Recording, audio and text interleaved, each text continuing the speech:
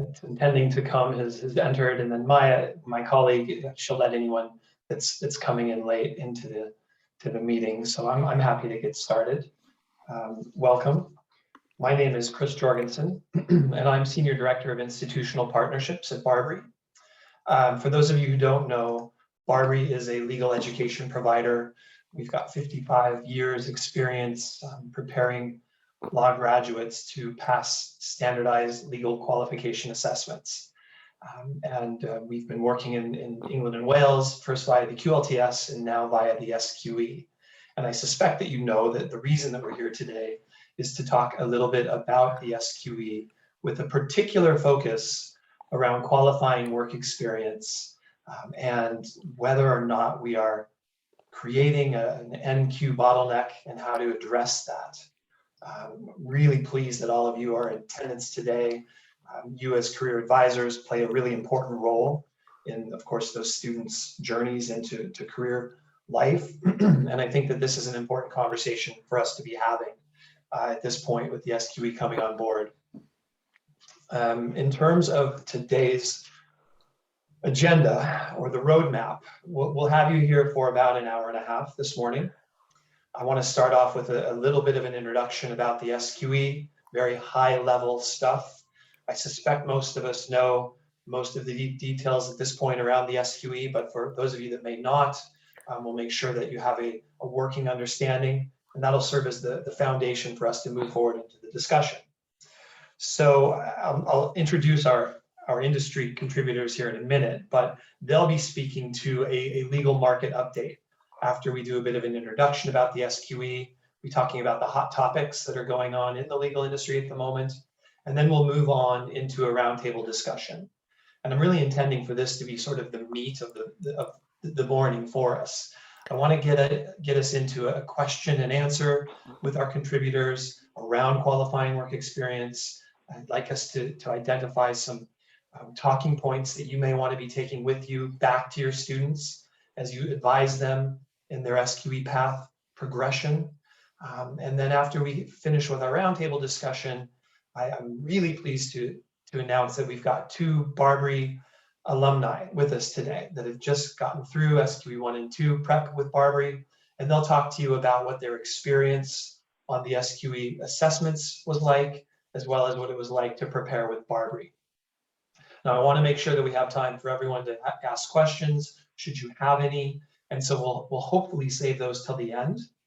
Should you have a question that comes up during the flow of the day, please feel free to type that into the chat function. We may be able to address that while we're working through the different stages of the agenda, but if we don't, we'll at least have those flagged for at the end when we do the Q&A. And then I'll have I'll have us on our way by 11 a.m. this morning. We can go and conquer the rest of the day on our own at that point. So I mentioned just a moment ago that we do have some industry contributors today, and I'm really pleased to announce that today helping out with the discussion are Husnara Begum and Susan Cooper. So Husnara is owner and careers consultant at Cheeky Little Careers. She's got over 20 years of experience in the legal sector. And she started as a corporate associate at a Magic Circle law firm. I think she spent about 5 years there, moved into a journalist position at The Lawyer, and more recently started her own consulting firm, Cheeky Little Careers. She serves as a career consultant. She does outplacement specialist services. She's a skills trainer and an executive coach. We at Barbary are very fortunate to have her serving as a consultant for us. And she works with our SQE students in addition to her own clients that she advises on their career pathway. And then Susan Cooper is CEO and founder of AccuTrainee. She's a pioneer in qualifying work experience. So what I mean by that is back in 2012, she formed AccuTrainee, which is a business model that develops flexible and bespoke training contracts. So she saw qualifying work experience and the value of it before it became the industry norm that it is now, with the SRA bringing it into the fold with the SQE. Before starting AccuTrainee, she trained and qualified at Hogan Lovells. She holds an executive MBA. She's got 10 years of management experience. And really, both Husnara and Susan have a legitimate, genuine focus on improving diversity and inclusion in the legal practice, evolving the legal industry, and helping to ensure that there's fair access into the profession. And so you can imagine with that sort of a background and that sort of a wealth of experience, how lucky I feel to have them contributing to our conversation today. And I think you'll find that as well once we get into the market update and the roundtable. We really have a very legitimate and valuable resource here with us today. So welcome, Husnara and Susan. Thank you, Chris. Thank you. You bet. All right. I'm going to just get into a little bit around the SQE, and then we'll open it up to the market discussion in a moment. So just to make sure that we all understand what the SQE is, this is the new route to qualification in England and Wales. I suspect you understand that there's currently a transitionary phase where the LPC is still being offered. It's still available to current law students, but for first-year students starting next year, the SQE will be the route to qualification. Now, there's some changes that the SQE brings forth that make it very different and potentially more flexible to the traditional training contract LPC route. And the first is that it's available both to law and non-law students. You don't need to complete a qualifying law degree in order to be eligible to sit the SQE. And when I talk about sitting the SQE, what I'm talking about is a two-stage exam. The first stage is a mixed subject multiple choice assessment where they're testing you on what's called functioning legal knowledge. And this is done in front of a computer in a test center. You're tested in, I believe it's 13 different areas of law, but this is the procedural and the substantive rules of law that govern our practice. And that's really the first step in the SQE assessment stages. We need to pass SQE1 in order to move on to the second stage of the assessment, which is SQE2. Now, whereas SQE1 was focused on the rules that govern the practice, SQE2 is focused on the skills that govern the practice. We as solicitors have to have competency in vocational skills, things like legal research, legal writing, advocacy, client interviewing and management. These kinds of skills are what are tested on the SQE2. So rather than being in front of a test or in a test center in front of a computer, SQE2, you're thrust into mock situational assessment where you are serving as a solicitor in a scenario in which you demonstrate vocational skills that are required. And as I mentioned earlier, you can't move on to SQE2 until you've completed SQE1. Now this has started. We've had our first cohort of SQE1 students and our first cohort of SQE2 students. The first SQE1 exam was November 2021, and then just last month was the first SQE2 exam. So this is available to your students as of right now and will be then compulsory moving forward.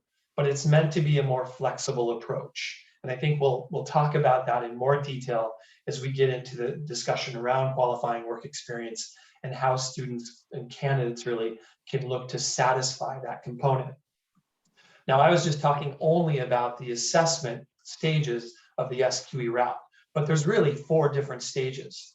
We talked about SQE1 and SQE2, but in addition to that, there is a requirement of completing 2 years qualifying work experience. You also need to submit yourself to a character and suitability determination, which is really conducted at the end of the route by the SRA to determine that you don't have any character issues which would suggest you wouldn't be suitable for representing society as a solicitor, or if there's any suitability issues, things like crimes of dishonesty in your past or insolvency issues, red flags that potentially raise a concern as to your fitness to practice law in England and Wales. Now, again, I suspect we all know these are the different stages, but what we're really focusing on today and where I think the conversation is going to go is qualifying work experience. Now, whereas SQE1 and SQE2, the assessments are where the SRA is testing the candidates on their level of competency to practice law. This is where they're demonstrating their understanding. Qualifying work experience is only the opportunity to experience what it's like providing legal services, to be introduced to the various competencies that the SRA has outlined, which govern the practice of law. Some of the nuts and bolts around qualifying work experience is that, again, much like the traditional route, you have to have 2 years of this, but it diverges from the traditional route in that it can be done as a full-time placement or an equivalent, so part-time work that rises to the level of 2 years in duration. And you can do it in up to 4 different placements rather than traditionally in one placement at a registered training contract provider. So the SRA is intended to inject some flexibility into the SQE pathway via this revision of qualifying work experience from the traditional training contract route. And this is probably not evident in anywhere else, more so than the kind of work that can satisfy qualifying work experience. It can be done by paralegal work, pro bono work, in-house legal work in a company, in a legal department in a company, clinics in school or internships. The SRA is intending to cast a much wider net rather than sitting 4 seats in a registered training provider's rotation. And so you can see what's happening here is that the onus for ensuring that these requirements are met fall much more on the candidate than what they currently do in the traditional route. This is a much less regulated process than what the current approach has established. And so I think as training contract providers, we need to be aware of that.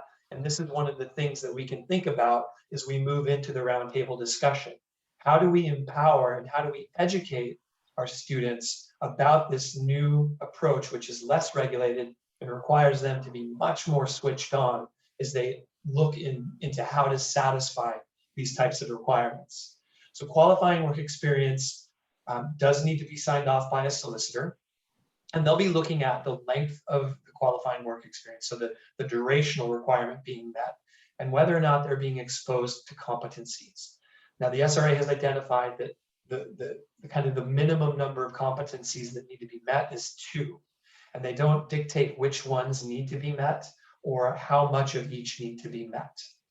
One of the other changes to qualifying work experience is that foreign qualified lawyers, so if you're advising any students that are coming from a foreign jurisdiction, they're already qualified, maybe they're doing an LLM at your university, they are exempt from the qualifying work experience requirement.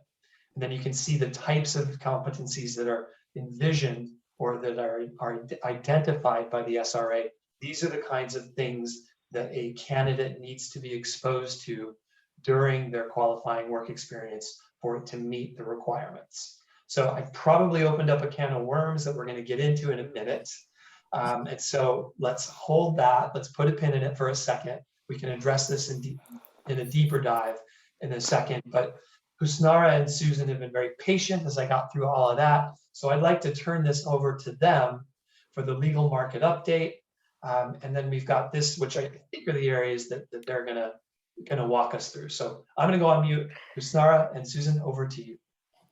Thank you very much. I think Susan and I are going to do a bit of a tag team here. So I'll go through each bullet point and then get Susan to share her views as someone who is, an employer, frankly. And let me just give you a little bit more background on myself firstly, just to build on what Chris has said about me. I've been working, as Chris said, in the legal sector now since finishing law school, initially as a lawyer and then as a journalist, and then as a legal recruiter, and then most recently as a careers consultant, skills trainer, etc. But the reason I'm very fascinated by this topic of a potential bottleneck prevailing within the sort of legal services industry at the NQ level is because I have been writing about the SQE or the super exam from back in the days when I was a journalist. Okay, and there were lots of headlines about the training contract being abolished and this two-track or two-tier system that's being created. So we'll talk about that during the round table. But the reason I wanted to mention it now is because the reason I have quite a lot of experience with regard to NQs is that, as well as offering sort of careers consulting services to Barbary, which I've been doing now for the past 2 years, I also work as an outplacement specialist and support final seat trainees who miss out on internal NQ positions with the firms they join as trainee solicitors. So I'm acutely aware of the state of the market when it comes to NQ jobs. Okay, so just a bit of background, but let me walk you through what I think are the topics that are keeping early talent teams awake at night. You can't no week goes past, I don't think, without reference to the associate salary war and talent shortage. In fact, only yesterday there was news stories breaking about how for the first time since time began, or certainly since I can remember, the number of vacancies, this is across the board, not just in the legal sector, now outweighs the number of people unemployed. And the legal sector is certainly, feeling the pinch when it comes to recruitment at all levels of PQE, from NQ through to senior associate levels. And that's very, very encouraging from a candidate's perspective, and certainly a far cry from when I started working with Barbary at the beginning of the pandemic, when the jobs market, in a nutshell, had collapsed. And I was beginning to feel really concerned about trainees who were coming up for qualification, thinking, good God, where are they going to end up, sort of thing. And all the the Armageddon that was predicted in the legal sector on the back of the pandemic, I'm pleased to say, never really played out, and the sector has fared pretty well with regard to the level of work that's coming in, and even sectors that were looking vulnerable, like the transactional team, so corporate banking, which are the ones that tend to be more adversely affected in a potential economic shock, did well, and the litigation, which is counter-cyclical, was also doing well. But the knock-on effect is that a lot of law firms have started to increase salaries for NQs and indeed trainees. And often that comes on the other side of the Atlantic, with US law firms, the Wall Street or white shoe firms, doing the having the first stab at increasing salaries. But so now, just to give you an idea, and Susan can share some further market data on this, there are some US law firms in London paying newly qualified solicitors salaries of £150,000 upwards. Okay. And the city firms had to react. So now, you're going to see quite a lot of city law firms paying NQs six-figure salaries, which, whether that's moral or ethical is obviously not our point of a discussion, but it certainly makes law extremely attractive from a financial perspective. But what worries me is whether this is sustainable, and then secondly, whether that's going to filter down to the non-commercial side of the legal sector. Because I always treat the two sides separately. So you've got the commercial and then the high street firms, legal aid, etc. Susan, what are your thoughts on the salary war and talent shortage? Are you seeing this filter down to the candidates you're working with? Thanks, Hasnara. In short, yes. I think your point about sustainability is a really interesting one. My gut feeling is that it isn't sustainable. However, post-financial crash, I also thought, these massive hikes we were seeing in salary wasn't sustainable. We get a lot of pushback from clients, from in-house legal teams who, keep wanting better value for money. They're refusing to pay for law firms to essentially train up their own talent and pay such high hourly rates for people that are essentially quite junior. So I thought, this is it. This is the end of it. We're going to get a lot more stability in sort of a salary brackets, I guess, for lawyers. And I have absolutely been proved wrong. There's no doubt about it. But it's not surprising. This is the frustrating thing. We talked about the pandemic, where you touched on it, Hasnara, and of course you're absolutely right. It was all doom and gloom, as it was for every industry at that time. But of course, what did a lot of the law firms do again was retract and go, right, let's stop all of our trainee programs, let's hold fire on all of that. And of course, we've seen this time and time again.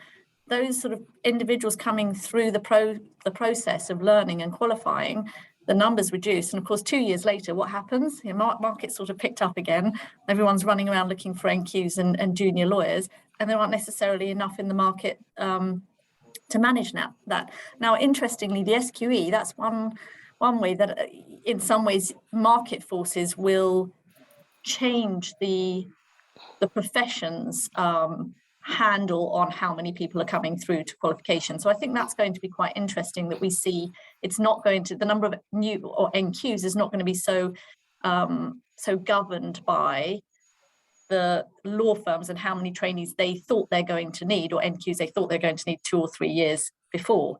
Yeah. So definitely seeing, the effects of the salary war, the talent shortage, particularly in the NQ to 3-year PQE range, and higher as well. But of course, those salary wars where individuals who are starting out in their career suddenly hear all these stories that so-and-so is getting actually sometimes up to £160,000 for an NQ position. There's a lot of movement going on in the market. Everyone, a lot of these junior lawyers feel that they might be able to do better somewhere else, which means that a lot of people are moving. And that's coupled as well, of course, with this generational shift that we're seeing, where there's a lot less focus on that sort of continuity in employment. People want to try different things. This new generation want to try different things and not so set in being in one place for a long period of time. And of course, that means that from an employer's perspective, law firms' in-house legal teams are clutching at straws, trying to identify the best people and get them on board and get them to stay. I think that's one of the things. I think one point I should have mentioned is what this is having in terms of the impact on the number of trainees law firms are taking on. And it sounds to me that numbers are remaining quite stable. So although there's a talent shortage further up the food chain, there isn't a sudden urge on law firms' part to increase the number of trainees they're taking. And I suspect that's partly because they recruit so far in advance that they're hoping that things will stabilise. And of course, the other reason I wonder whether this is sustainable, of course, is, inflation, 9%, fears that a recession is looming. So I think the volatility in this post-pandemic world, I think, looks set to continue, whether, in terms of geopolitical sort of shocks, economic sort of shocks, etc. And there is uncertainty, but at the moment, as things currently stand, it's a good jobs market and the city is certainly doing well. But question mark as to how long this is going to continue for. So moving on, the next topic I wanted to cover was hybrid working. So the headline last week, it could not have been missed because it was all over the national newspapers, and in fact even on the TV, was a law firm, I think it was Stevens and Harwood, saying that they will allow staff to work from home full time, but in return for a 20% pay reduction. Hybrid working has been causing headaches for pretty much every HR person I'm speaking to, because some people really benefit from it and find that they're more productive working from home. They want the flexibility of not having to commute, etc., etc.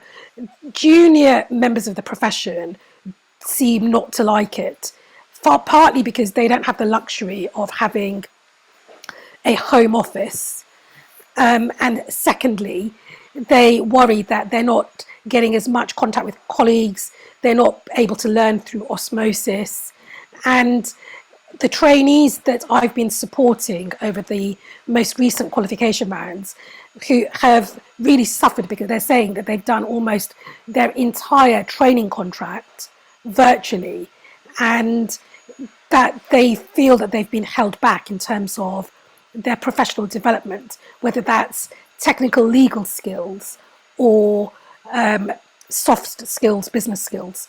And I'm yet to find a law firm that thinks that they've cracked it, because some firms are issuing sort of mandates saying 2 days in the at home, 3 days in the office, but letting teams choose which days they'll be. Others are allowing teams to make decisions on a more micro level, so within teams. Others are saying Monday, Tuesday in the office, Wednesday, Thursday, Friday at home, etc., etc. But some firms are now beginning to question whether this is sustainable, and they might just frankly go back to full time in the office. But either way, if we have a future that requires or allows people to work partly from home, partly from the office, to be more agile, I think we need to start thinking about what sort of additional skills trainees are going to need, particularly in relation to them becoming a bit more autonomous.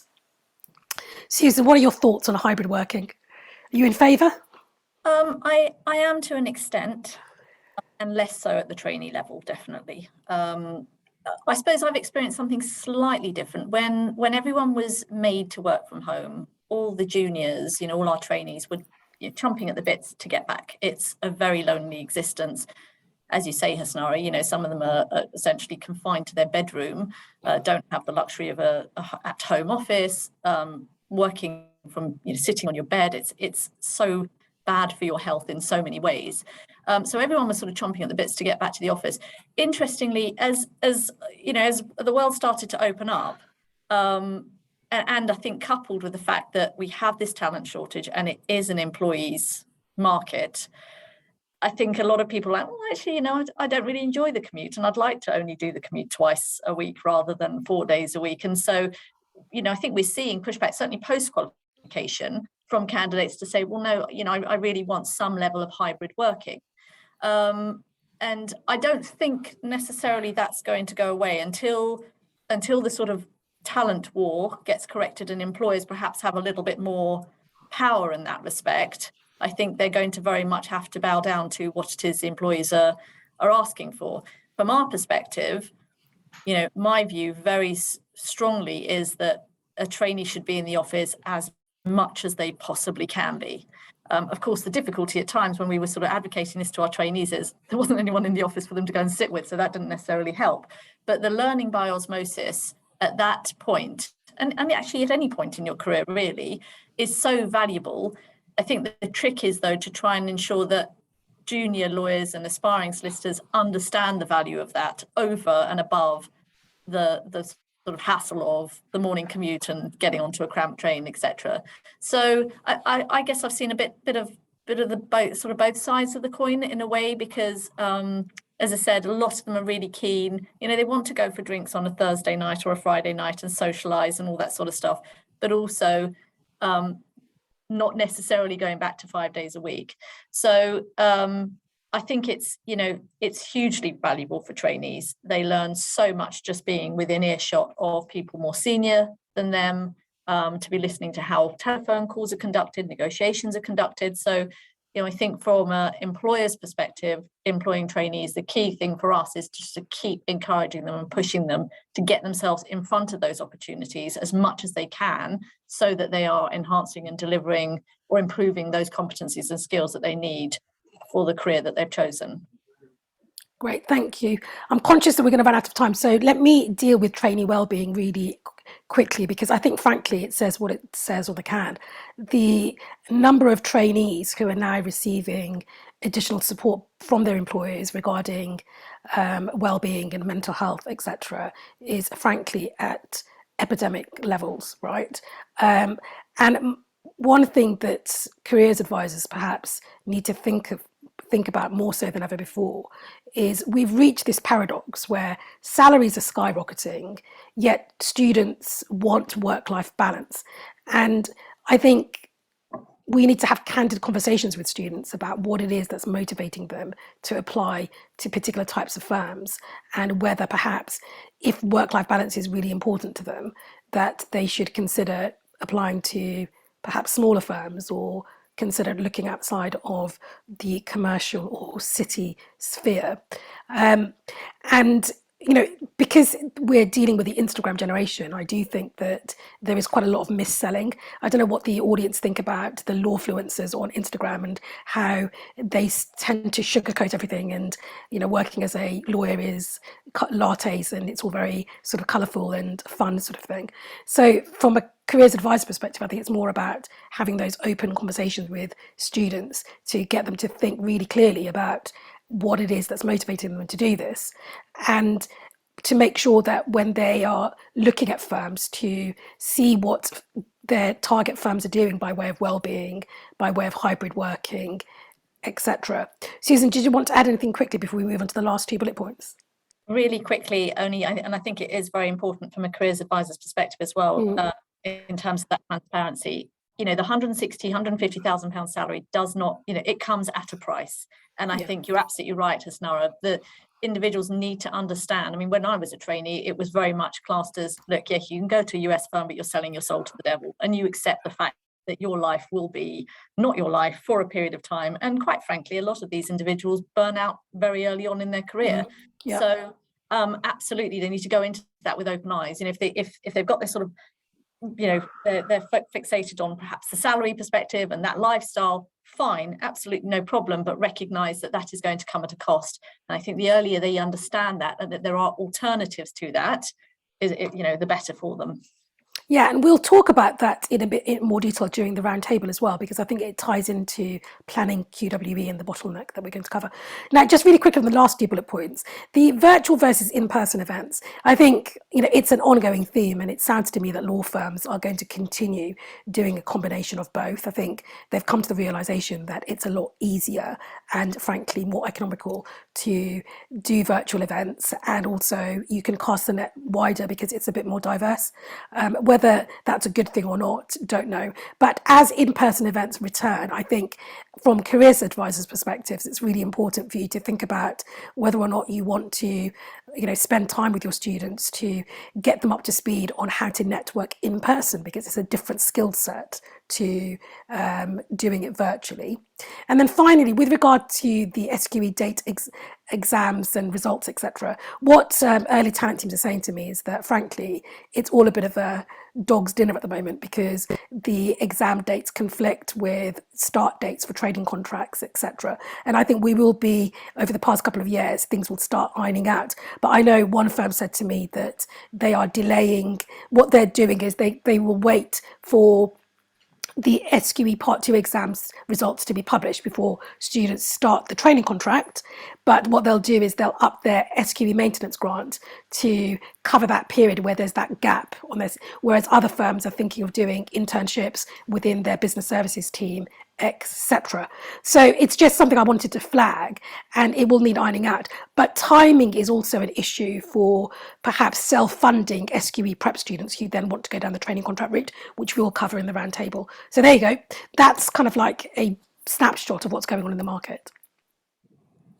That's brilliant, Husnara and Susan. Thank you so much. I think that it really does raise a lot of issues for us to consider as we think about advising students on their careers moving forward. There was also a great comment in the chat function about that issue of training well-being and where some of that misinformation might be coming. Certainly influencers, but also sometimes recruitment people in the law firms might be sugarcoating things a little bit as well when they're giving their presentation. So let's agreed, 100%. Yeah, and of course we as the gatekeepers on university campus, well, career advisors as gatekeepers on university campuses can really help to kind of even the message in that respect. I guess the point I was trying to make was really to alert students to the fact that they just need to be doing a lot more due diligence on the firms that they're targeting. Because you're right, Jane, that there is a lot of mis-selling by law firms because they do sugarcoat what it's like to be a city lawyer. It's, and look at the typical itinerary of a vacation scheme. Okay, and I think, you know, and I was certainly quite naive and didn't really wasn't that discerning as to, you know, how do you pick a good firm versus a bad firm that's going to be right for me. And that's something I really advocate for, that students just need to be a lot more honest with themselves as to what it is they're after from a legal career. Great segue into the roundtable discussion. I mean, I feel like today's discussion can be brought to you by the term due diligence, because I mean, really, that's the overarching kind of theme here, isn't it? And so what I'm intending for this section, Husnara and Susan, is this to be a conversation. I've got a few ideas of areas for us to discuss, but let's just see where it goes. And so where I want to start is this concept of the SQE being a divergence from the traditional route to practice. So for me, there's got to be some benefit here that would suggest it's a good route to qualification for incoming students and candidates. And maybe I'll start with you, Husnara. Do you see any benefit to the changes that the SQE brings on? And if so, what are they? I'll explain the benefits, and then shall I set the scene as to why I think this bottleneck is an issue? Okay. Can do. Yeah, why not? So there are absolutely benefits that the SQE route sort of offers to aspiring solicitors, the main one being flexibility and the fact that you're no longer, you know, hamstrung to do that training contract route, which is super competitive. And there was a lot of, you know, discussion when the SQE is being mooted as an alternative to the LPC training contract route, that by doing away with the LPC, you do away with the LPC gamble, i.e., do you self-fund the LPC with no guarantee of a training contract, or do you, you know, continue with different rounds of applications in the hope that you get a training contract where the LPC fee is paid for? Firstly, let's acknowledge that it's only the super large commercial firms that offer LPC funding, or as the case is now, SQE funding. Okay, so there will be a significant tranche of students who will need to self-fund, and this is where the SQE is, I think, more advantageous, in that you can spread the cost because you split the exams into two parts. You can chop and change, so you can do your SQE prep course, go off and do a bit of paralegaling, which could potentially count as QWE, and then you go and do your SQE2 exams and then continue your QWE. So it's the fact that you can alternate and earn while you learn, which I think is a game changer for students from socially disadvantaged backgrounds and those who need to self-fund, because the route that they want to take wouldn't necessarily provide funding options anyway, in terms of employer-funded options. But of course, flexibility also means ambiguity. Okay, and what worries me is that there are going to be students out there who think, do you know what, I'm going to now go off and self-fund the SQE, and then I'm going to go and do loads of, you know, qualifying work experience placements. You can do a maximum of 4, but it's done in a sort of slightly disorderly fashion, and the placements don't necessarily relate to where the student wants to end up on qualification. So what they'll end up with is a CV that's a bit of a mishmash of placements, you know, a mishmash of practice areas, etc. And they then want to go and get an NQ job, and the law firms aren't massively interested in them. Okay, so what it's doing, therefore, is, yes, you don't need to get a training contract anymore to get to the point upon which you can be admitted to becoming a solicitor. So that's good from a regulatory perspective, because it's a lot more flexible to get your hands on a practicing certificate. But from an employability perspective, you've got to ask yourself, how would I be viewed as an NQ, given the fact that the NQ jobs market has historically always been quite crowded?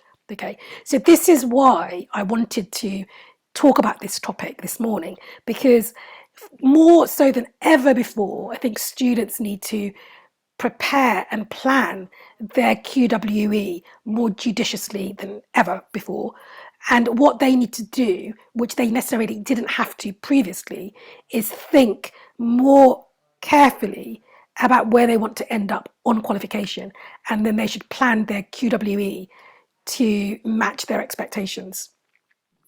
I'll come back to you on that point in a second, Husnara, but I've got a question for Susan that kind of plays off of what you were describing in terms of that flexibility and whatnot. And so Susan, in order to kind of set the table, can you first tell us in a little bit more detail what AccuTrainee does with respect to this flexible qualifying, work placement that you're doing? And then after you've done that, give us a sense of what you have in play to help ensure that the placement that is being made is really fit for that purpose of preparing a candidate for for a life in a legal career. Yeah, sure. Thanks, Chris. So, I mean, as you mentioned at the beginning, in 2012, my view of the traditional training contract model is that it was highly inflexible, is inefficient. A lot of potential employers were being put off by taking on a trainee and developing future talent because of a lot of the sort of hassle involved in it. So the AccuTrainee model sort of came along to break a lot of that down and say, okay, look, we'll help you get that greater flexibility. So how we work is we employ trainees, also paralegals and qualifieds, but then we second them out to a variety of different organizations, up to 4. And they'll do maybe 6 months in an in-house position, maybe 12 months in a law firm, and then maybe another 6 months at a different in-house position, all based around what it is that individual is looking for. So, in a way, that's very much effectively what the qualifying work experience is in terms of how a trainee would go through that life cycle. But, we've been doing that for 10 years now. The difficulty, I think, and I absolutely agree with Hasnara around what students need to be doing in terms of ensuring they're getting good quality qualifying work experience. The difficulty for them, though, is it's really hard for someone at that stage in their career to really know. I mean, really, historically, the purpose of the training contract and some of the things I loved about it was that it gave individuals an opportunity to explore different things, to understand where they felt their interests and strengths lie. So for us, the process in our training program is very much designed around supporting each individual through that whole process, listening and talking to them about what it is they want, what would be a suitable placement for them to go to next, why, what is their thought process behind that. That's all kind of encased around each of our trainees getting a mentor right from the beginning of their training contract that meets with them every month, talks to them about not just the work they're doing, but giving them opportunities to just stop and reflect and think about whether they've really understood and learned what it is they're doing, that they've got variety in the work that they're doing, that they're getting increased levels of responsibility in the workload that's coming in, accountability of their tasks, all the things that we want individuals to be prepared for and build confidence in as they approach qualification. And that, for us, that will very much continue, and we very much support individuals through those early years. And obviously from a client's perspective, we're also offering that flexibility and an opportunity to bring people in, and see if they're a good fit for them. So where you get this greater flexibility, what it does do is allow an individual to start to focus their career path a little early on and under their own terms. And I think that's one of the great things, not so much about SQ, because as I said, we've been doing that for 10 years, but it's proved very advantageous for our trainees because, they all go on and secure NQ jobs at places they want. Many of them secure multiple roles on qualification, or role offers, I should say. And that's sometimes because, if a trainee starts to ascertain halfway through this 2-year period, look, intellectual property is something I'm really interested in. We go, okay, great, do another seat in that. Be really sure. It improves your ability to actually specialize in that area. It also means at the point of qualification, you're quite advanced compared to some of your peers. You've done maybe a year's worth of experience in that. But that's a very sort of, I have to sort of caveat that with every individual is very different. Now, what worries me about qualifying work experience and is that sort of accountability and ownership from an employer's perspective. So when I looked at the training contract program back in 2012, it really became apparent to me that a lot of employers were sort of very much kind of going, well, yeah, the trainee's done 2 years, they're probably ready, but there wasn't really that level of detail to look into what is it they've done, what have they understood, what do they still need to do, are there any gaps in their skills? And so that's what we incorporated in our program right from the outset, so that any point through the 2-year qualifying work experience, let's call it now, we could say to a trainee, look, you haven't done much legal research, for instance. And the problem is when you remove that responsibility from an organization, that is left on the trainee to do. And I'd love to know how some poor trainee is supposed to ascertain themselves, oh yeah, no, I think I'm pretty good at legal research now. I think I've done enough of that, or I need to do more drafting. You know, it helps them to have more experienced people around them to assist. Now, you know, there are lots of law firms that deliver fantastic training programs, but I'm referring a bit more to the ones that Hasnara touched on, in that they'll go, look, I haven't been able to get a training contract. I'm going to do this myself. And they won't have that support system that they need. I hope I've answered your question, Chris. Absolutely. Yeah, that's great. So this oversight and this nurturing that AccuTraining helps provide in that process, and that really, it sounds like, helps to ensure that what they're doing in terms of the work experience is fit for purpose. And I think it's also worth noting that while AccuTraining was certainly the first to do it, we've also seen some additional organizations starting to take that model forward as well. And I just bring that up for the legal or the career advisors on the call, so you know, Lawyers on Demand offers a similar offering, and Flex Legal is you're wanting to get these resources to your students. Know that AccuTraining is a great one, and there are some other ones that you should know about as well. So Hasnara, let me ask you, this notion of ensuring that oversight, or that the qualifying work experience is not just ticking a box. What kind of advice do you have for the career advisors to help ultimately pass on to the candidates to make sure that they're really helping themselves in this process? I think it only becomes a concern if students are going down the non-training contract route, because I think, just to clarify, the training contract is still going to form a big part of the QWE sort of part of the pathway to be admitted as a solicitor. With the concern I have is centered more around the alternative forms of QWE, notably paralegaling. Okay, paralegaling is a huge umbrella term that encompasses a massive mix of roles, okay, from document review through to ones that are quite admin focused, that almost look on paper like you would be a receptionist in a law firm or a glorified sort of legal PA, okay? Not to disparage legal PA roles, but you've got to query what your level of exposure is going to be to the competencies that the SRA has set out quite clearly in its framework.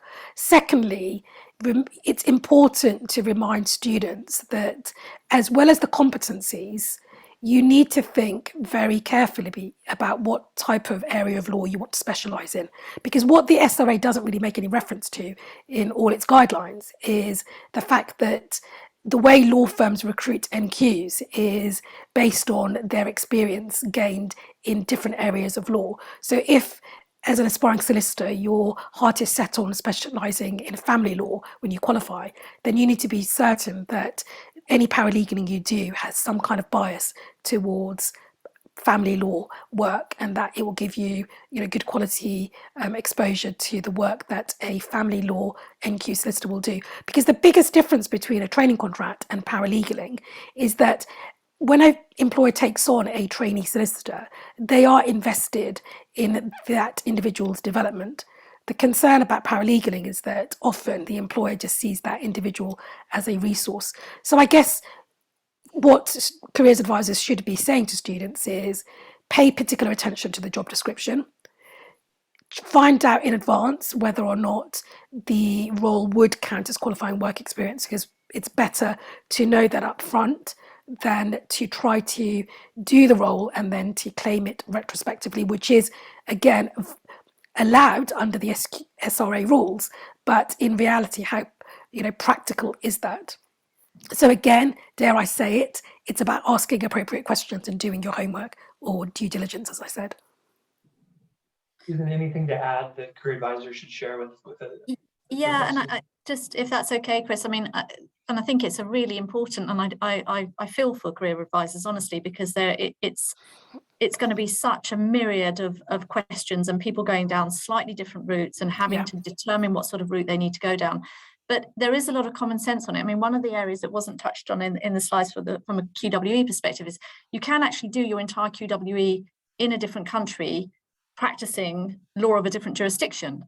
The common sense approach, though, is to say to a student, look, yes, you may have done 2 years within a law firm in Dubai and done legal research, but if you want to ultimately get an NQ position in a mid-sized city law firm doing X, whatever practice area, you're going to struggle, because your employer is going to look at you and want to understand what value can you add at qualification.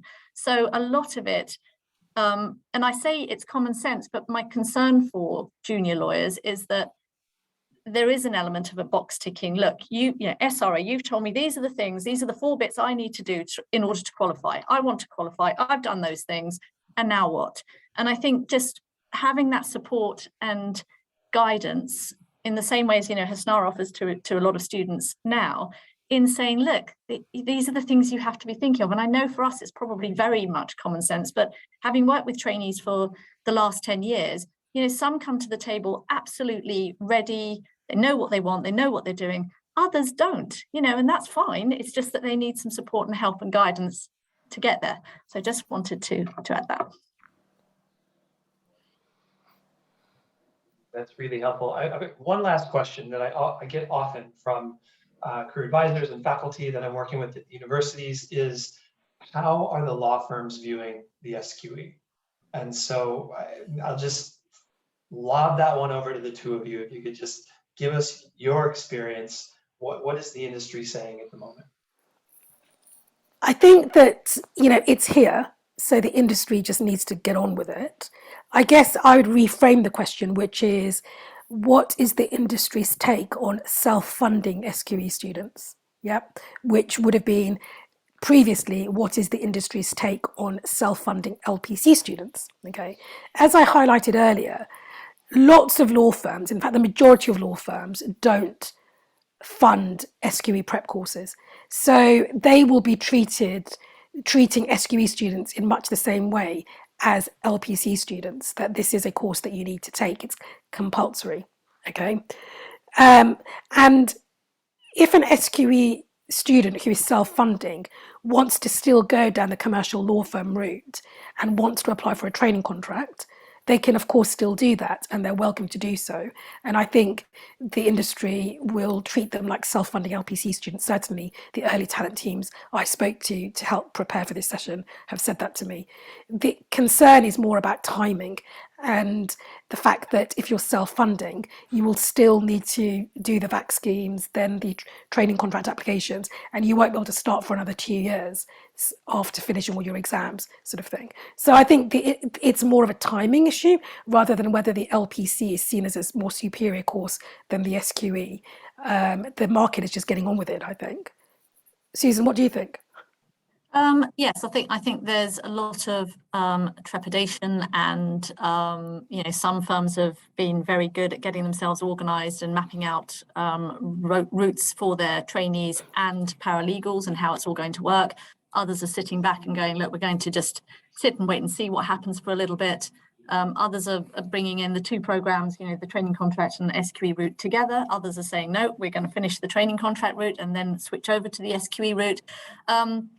And it's very much each to their own. I mean, the thing I think that's going to be very difficult, even with sort of self-funding, previously self-funding LPC graduates, is that, again, when we go to the NQ market, historically, a law firm would say, okay, at some point, though, this individual demonstrated the sort of skills and competencies that a particular organization wanted enough to be able to secure a training contract, has gone through a process and is now ready for qualification. And views as to whether they think that's a good training contract or it isn't, or etc. With the SQE, there's going to be a lot of different routes and a lot of different pathways that people have taken, which I think will make it quite confusing for recruiters at the NQ point, to really ascertain what it is that particular individual has done. You know, sometimes QWE can be done even before you do part 1 and part 2. You might then want to question, could have been really great experience, it could have been really awful experience. So I think there's going to have to be a lot more analysis and investigation in terms of how lateral hires, when they come in, you know, what their own particular journey has been and what they can, again, you know, deliver at the point of qualification.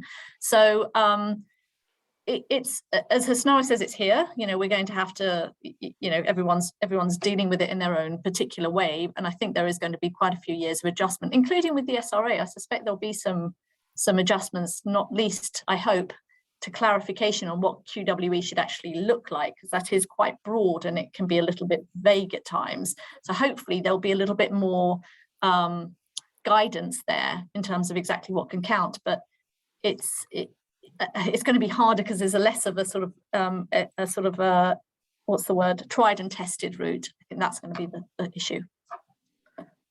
Can I just add one more point really quickly? Again, relevant for careers advisors. The question that a lot of students may ask you is, can I get a paralegaling job and start my QWE first in advance of doing the SQE prep course? Which in theory, of course, you can.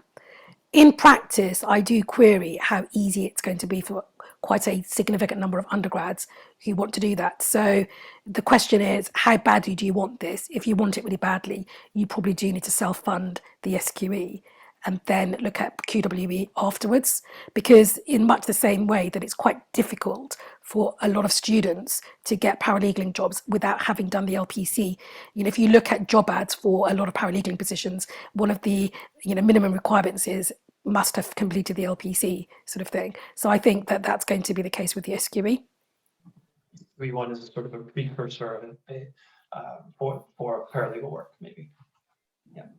Yeah. Good. Great. Well, thank you. This has been a great discussion. Maybe not long enough because there's a lot to talk about, but at least it gets us thinking. And I'm really grateful for all of your insights and your help, Hasnara and Susan. So if you don't mind sticking around, we'll have a Q&A at the end. I'm sure there'll be some questions around what has come up during the roundtable discussion. But in the interest of time, we've got just about 30 minutes left. I'm going to move us forward in the deck. I wanted to talk a little bit about how Barbary is preparing students for the SQE assessments, and then we'll hear from our two alumni here in a minute. So quickly, so the Barbary prep courses are designed with that flexibility in mind, which is really laid out throughout the whole SQE approach to qualification. We have designed our own bespoke learning management system, which we call the PSP, which is where all of our on-demand lectures, all of our practice, multiple choice question sets, and various workshops that the students work through are located. Everything is on demand, and it's accompanied by bespoke workbooks that we've created with our subject matter experts. So we contract with university faculty around England and Wales to serve as subject matter experts in their areas of expertise. And then they are the ones that are delivering the subject matter lectures and then writing the workbooks in that area that accompany that. Those workbooks are used as revision tools, as lecture handouts, and is really subject matter treatises as well. We also assign every student a learning coach who works with the student on a one-to-one basis. These are qualified solicitors, really trying to create that pastoral and that oversight and nurturing component that Susan talked about that becomes evident with AccuTrainee in the qualifying work experience space. Barbary provides that during the SQE1 and SQE2 phases. We have designed workshops to address some of the LPC content that is not evident on the SQE1 and SQE2 that some of the firms are looking for. And then we're also designing foundational materials to help students get up to speed, how they maybe not been studying law while in university. But all of this is predicated upon technology. It's predicated upon using algorithms and advanced artificial intelligence to help really flex the curriculum for a particular student's performance throughout the curriculum. And what I mean by that is All of it is designed to track how a student is working, finding the areas in the curriculum that slow them down, and then really flexing the curriculum to give the student an opportunity to work through areas of law that they might struggle with on a bespoke individual basis. And so we do this to good success so far. I'd mentioned earlier that we've had our first SQE1 and SQE2 cohorts sit with us at Barbary. From our SQE1 cohort, we had some great results. Our pass rate was 77% for the 300 plus students that worked with us through SQE1, and that's compared to the published pass rate by Kaplan for that first cohort, which was 53%. We were very happy to report that of our cohort that started with SQE1, nearly 75% moved on to SQE2 directly to be working with us. They reported that they were very happy with the way that our workshops were laid out. They were happy with the pastoral care that they received. And in addition to that 77% that passed both functioning legal knowledge 1 and 2 components of SQE1, we had another 11% that passed one of those SQE1 assessments. So the early results for us indicate that the pedagogy, the curriculum, the support that we've designed are very successful on the SQE1. We're really happy about that.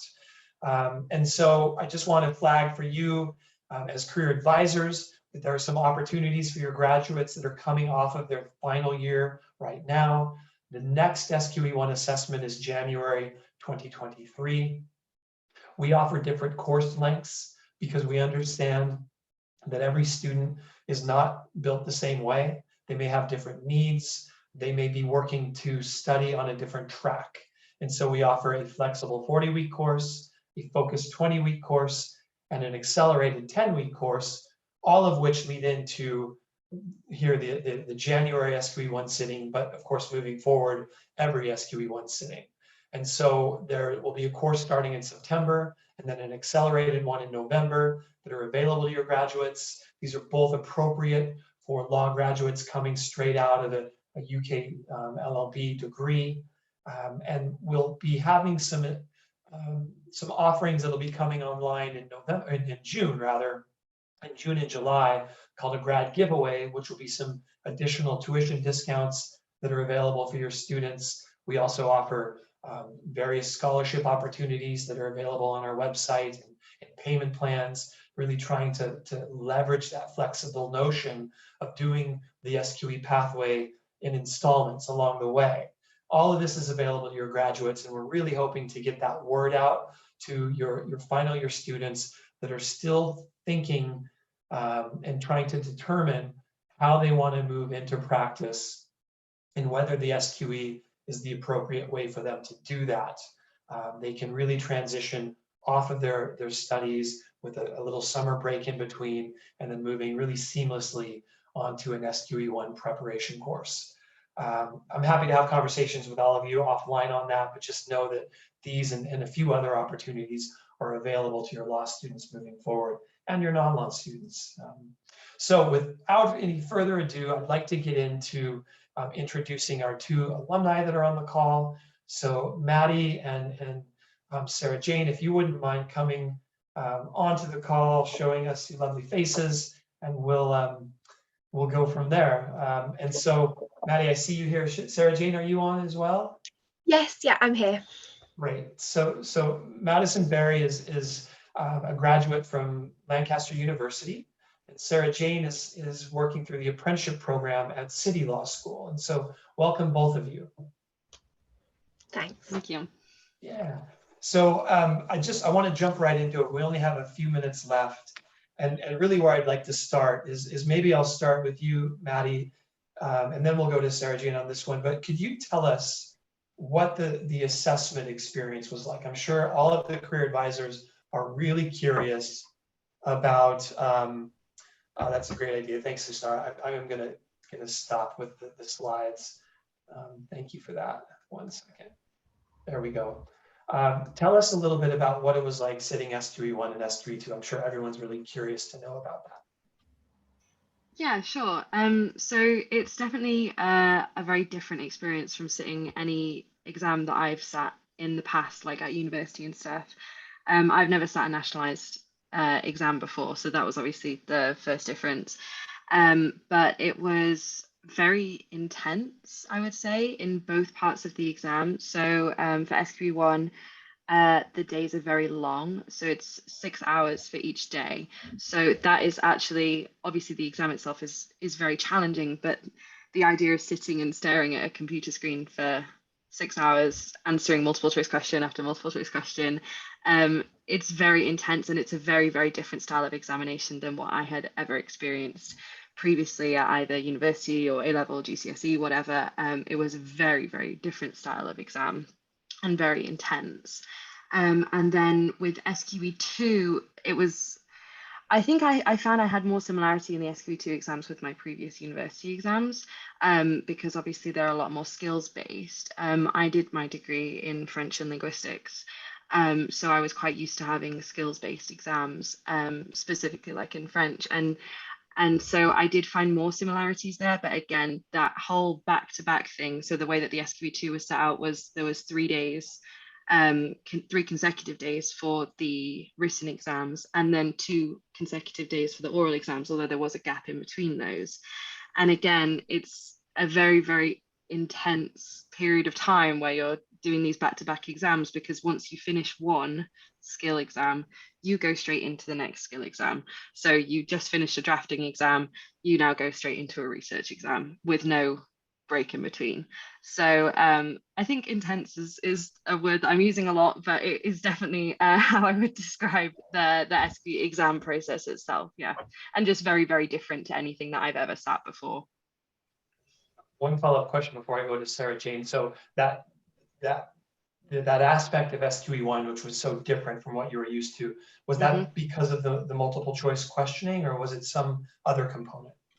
Yeah, I mean, definitely the multiple choice component was the main difference. Obviously, also the fact that it was just 2 days of 6-hour exams was very bizarre to me. But yeah, the MCQ element of the exam was very, very different. It's a very different style of being assessed. You have to know an awful lot about a lot of different topics as well, because across those 2 days, which are also very close together in the week, we did them Monday, Thursday. I think the next one was Thursday, Monday, or something like that. So very, very close together. You're assessed on 16 different topics to the level of a newly qualified solicitor. And it's 180 multiple choice questions a day. It's just a very bizarre form of examination that, again, like I said, I'd never sat before. And yeah, multiple choice question after multiple choice question is just, it's just very different. And it's a new skill that you have to learn specifically for that SQE1 exam. I think is not just obviously the knowledge to answer the questions, but a sort of method of getting through 180 multiple choice questions in 5 hours or whatever. So yeah. Sarah Jane, how was your experience taking the SQE assessments? I would pretty much sort of second what Madison has said there. In terms of, I think the SRA have described it as a rigorous form of testing, and I think that is a very good description of it. You need stamina as well as all of the legal knowledge, and I think also certainly for very much for SQE1, with all the multiple choice questions, I think one of the big differences from being examined at university, whether in a law degree or any other degree, is that normally you sit exams, whether they're modular or whether they're at the end of the year, the exam focuses on one single aspect of law, say your land law exam, your trusts exam, whereas in SQE1, all of the multiple choice questions are mixed up. So you go from property law to business law to disputes, and it is relentless. It's just one after the other. And I have to say, I agree with Madison where she says it's finding a method of being able to do that. And for me, that was where Barbary probably helped me the very most in terms of the SQE1, was giving me that methodology of here is how you approach this question, because initially you're told, I think you have 1 minute and 42 seconds per question, which sounds like very little time. Ironically, because I'd done so much practice, by the time I came to the exam, I was answering them quite a lot quicker than that. but it's the amount of knowledge you need to hold in your head, the fact that the questions are coming from every angle, and just the stamina that you need to continue sitting that whole, you know, sort of period of time. Then how about SQE2? How did you find that? SQE2, I would say, again, as Madison said, it's slightly more like a normal exam in university, in that you're sitting specific topics on specific days. So it's easier to say hold the knowledge in your head, because you know that for the first, you know, hour and 45 minutes, you're going to be assessed on dispute resolution, and then you're going to move to a different topic.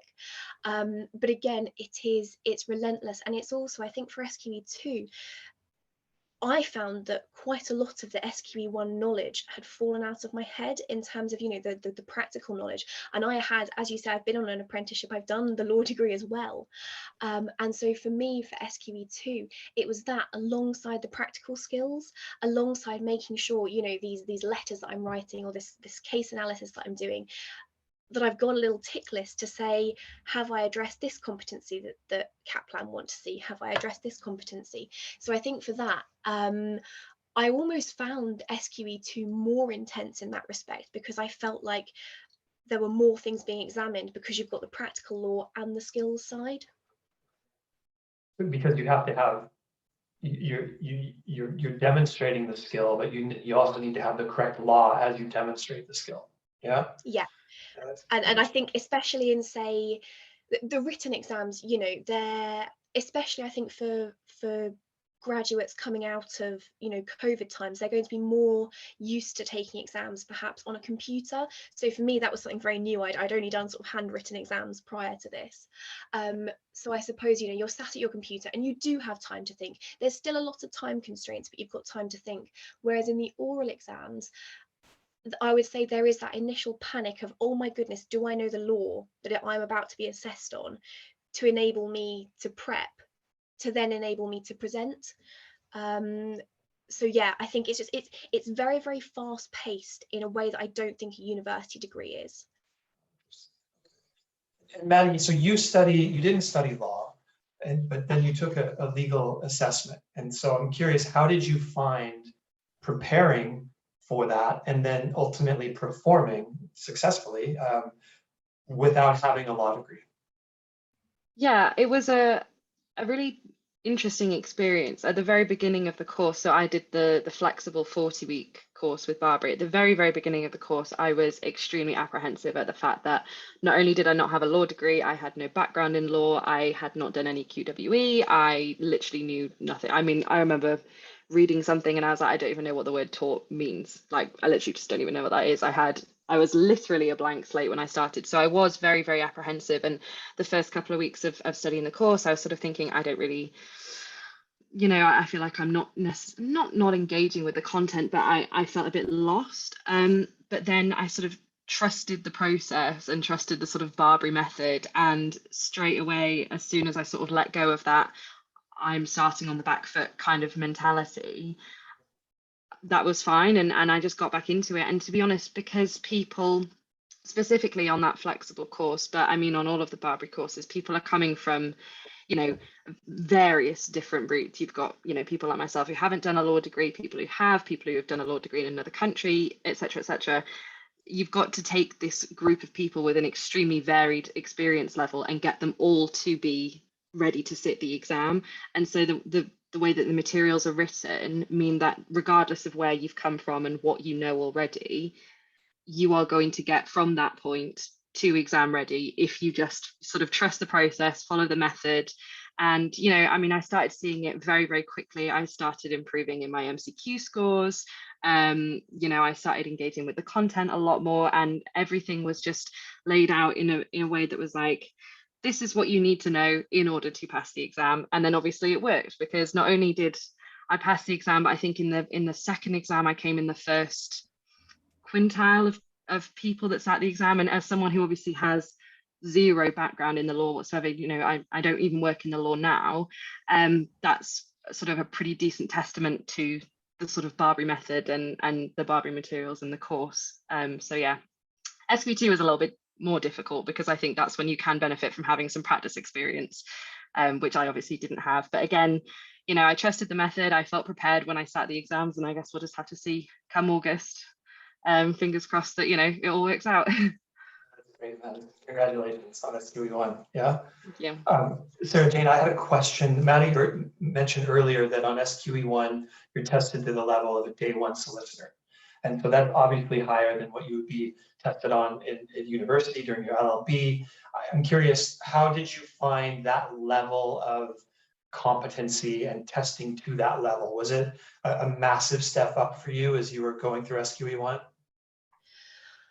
I think from qualifying, you know, from coming out of university as a graduate straight into the SQE, it is definitely a big step. From, you know, from where you want to be at the end of your SQE course when you're taking the exams, it is a huge step.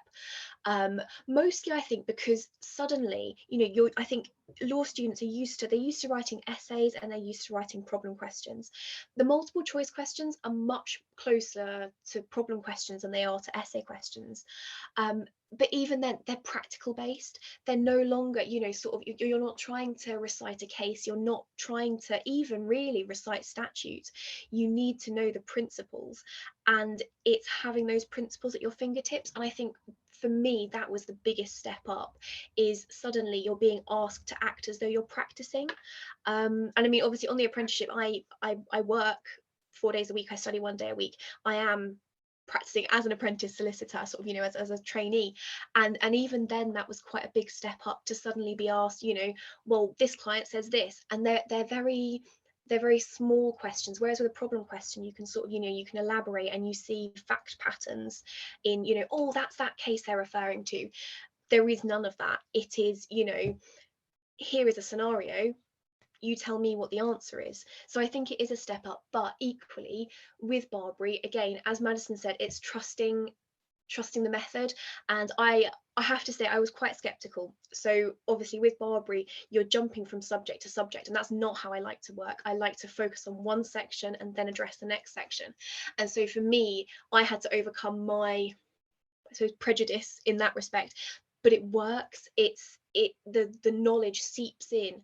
And again, I think it's also, you know, I suppose in a way the whole exam taking is a little farcical, in the sense of you need to learn the skill that the assessment is trying to assess. So it's working out how is it that they want you to answer these multiple choice questions. And for that, I think Barbary is excellent in the way that it teaches you to view the question and then ascertain the answer. So I'm mindful of time because I want to leave some time for the attendees to ask questions, but I'm going to ask both of you one last question. And Madison, maybe you can answer first. What do you wish you knew that you know now as you were going into the assessments? Oh, it's actually a really tough one. I think, to be honest, I think it was probably having a little bit more confidence in myself. I think that I'd wished that I had going into the assessments. For me, specifically going into SQE1, for SQE2, I did have that confidence because obviously I'd come from SQE1.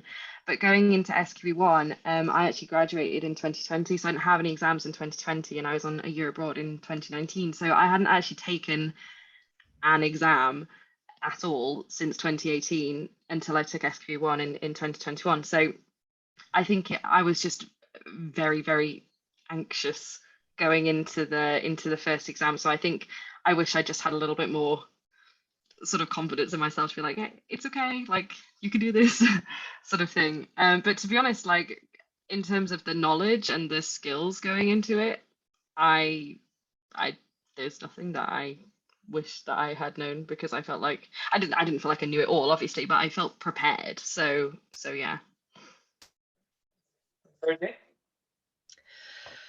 I think I wish I would have known it wasn't as formal in the exam.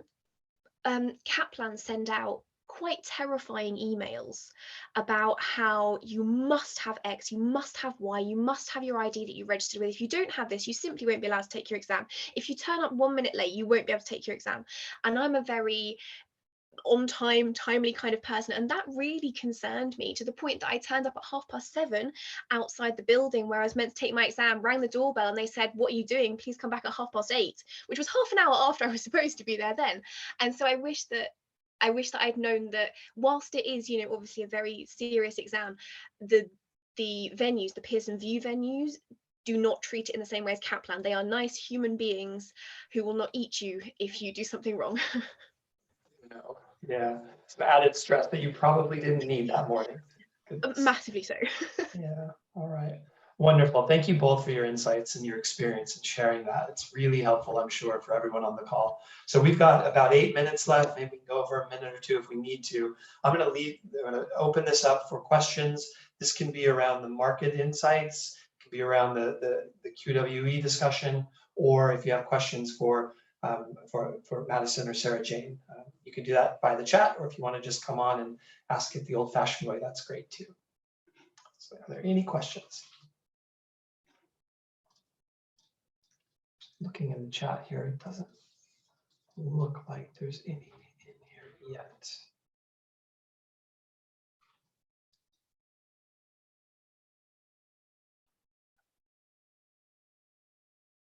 There's Nara or Susan. Oh wait, we just got something through. Oh, thank you, Jane. That's great. I think it was helpful. Susan, I think you're on mute. Still haven't learned that technical question.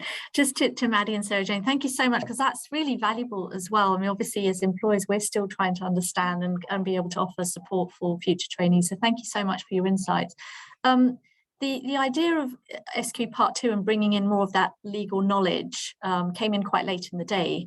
How much did you feel that, you know, how much of an impact did that have for you doing Part 2?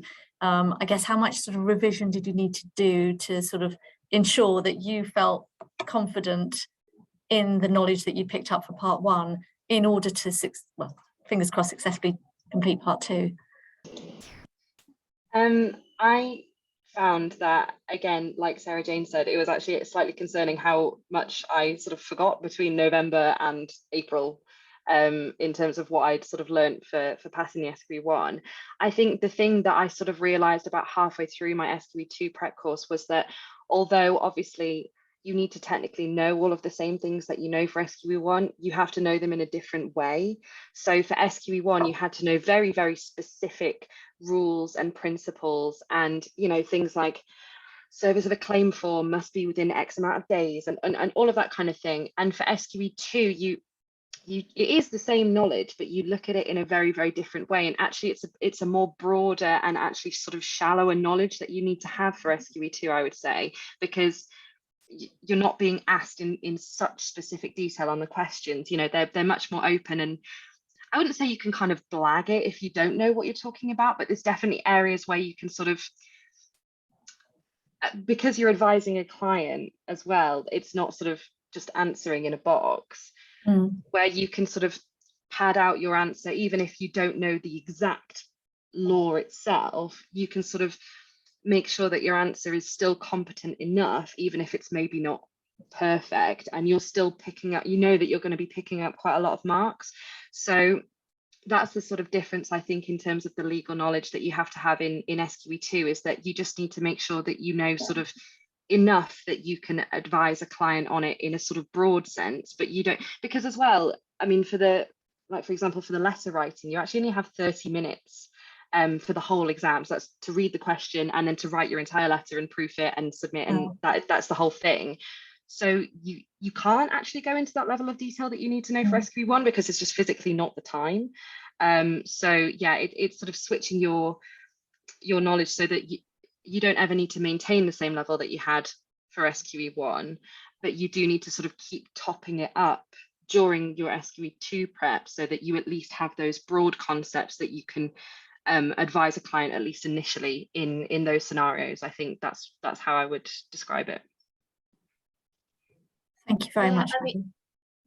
I was sorry, just to add to what Madison said, I would say also the learning in SQE1, you're memorizing things in a very different way than you would for sort of, you know, an essay exam or a problem question exam, and again in a very different way from the SQE2 exam. You're literally, it's like bite-sized facts that you have to retain, and I found that my knowledge sort of got pulled apart because it needed to be, in the sense that the MCQ exam is assessed in such a, you know, haphazard fashion in terms of the different subjects, whereas suddenly for SQE2 I realized I needed to pull my knowledge back together. And so I found, again, about halfway through, I had this sudden realization that whilst I'd been focusing on the skills side, my knowledge side wasn't actually up to scratch, and so I then had to really sort of root around in my notes that I'd made for SQE1 to bring myself back up to scratch, because I felt like my knowledge wasn't at my skills level. Really helpful. Thank you so much, both of you. Thank you. Fascinating insight. Thank you. So any other questions from either the panelists or any of the attendees? Just got a couple minutes left.